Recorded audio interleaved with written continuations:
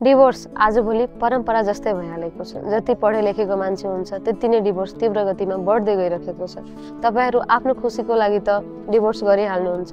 तपाईलाई श्रीमानलाई श्रीमती पाइन्छ, श्रीमतीलाई श्रीमान पाइन्छ, तर त्यो बच्चा जो तपाईँ दुईटै मिलेर जन्म दिनु भएको हुन्छ त्यो बच्चाको भविष्यको के?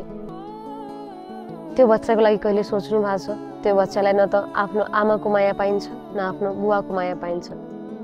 त्यही भएर तपाईहरूले डिभोर्स लिनुभन्दा पहिला बच्चाको बारेमा 100 चोटि सोच्नु, त्यसपछि तपाईँ डिभोर्सको प्लान गर्नु। मान्छु म धेरै प्रब्लम हुन्छ, घर फ्यामिलीमा झगडा हुन्छ नै, यो चिज सबैको घरमा हुन्छ। पहिला यो चिज थाहा हुँदैन, झगडा हुन्छ।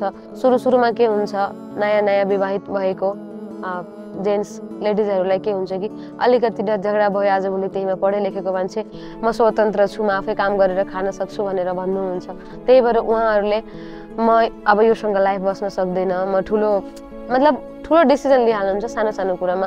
सबै चिजको सल्युसन के हुन्छ भनेपछि तपाईँले कुरा गर्नुहुन्छ। सानोतिरो झगडाहरूलाई कुरा गरेर बुझ्नु। हस्बेन्ड वाइफ भनेको धेरै एकदम घनिष्ठ मित्रभन्दा पनि धेरै ठुलो हुन्छ। हस्बेन्ड वाइफ भनेको एउटा एक घर चलाउने त्यस्तो मात्र होइन, ठुलो सबभन्दा ठुलो दोस्तको जस्तो हुन्छ। जे प्रब्लम भए पनि कुरा गरेर सल्लाह सुझाव गरेर त्यसलाई सर्ट आउट गर्ने हो, न कि मैले हेरे अनुसार। धेरै जसो के हुन्छ, सानो कुराको लागि होइन ठुलो गरिहाल्नुहुन्छ, अनि ठुलो मतलब डिभोर्ससम्म पुगिहाल्नुहुन्छ।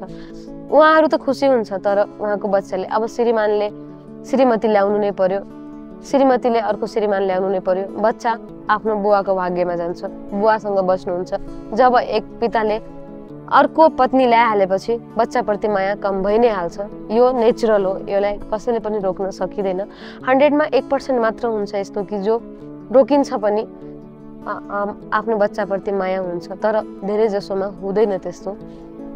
नयाँ श्रीमती आएपछि पुरानो श्रीमतीबाट भएको बच्चाप्रति माया कम हुन्छ नि। त्यही भएर तपाईहरू जे पनि डिसिजन गर्नुहुन्छ राम्रोसँग सोचेर, एकचोटि होइन 10 चोटि सोच्नु, 100 चोटि सोच्नु, आफ्नो बच्चाको भविष्य खराब नगर्नु। म यही भन्न चाहन्छु।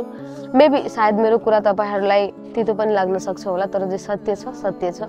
अनि यस्तै तपाईहरूलाई अगर मेरो भिडियो मनपर्छ भने मेरो यो आइडीलाई लाइक गरिदिनु होला, मेरो आइडीलाई फलो पनि गरिदिनु होला, कमेन्ट गर्दै गर्नु होला, अनि यो भिडियोलाई सेयर गरिदिनु होला।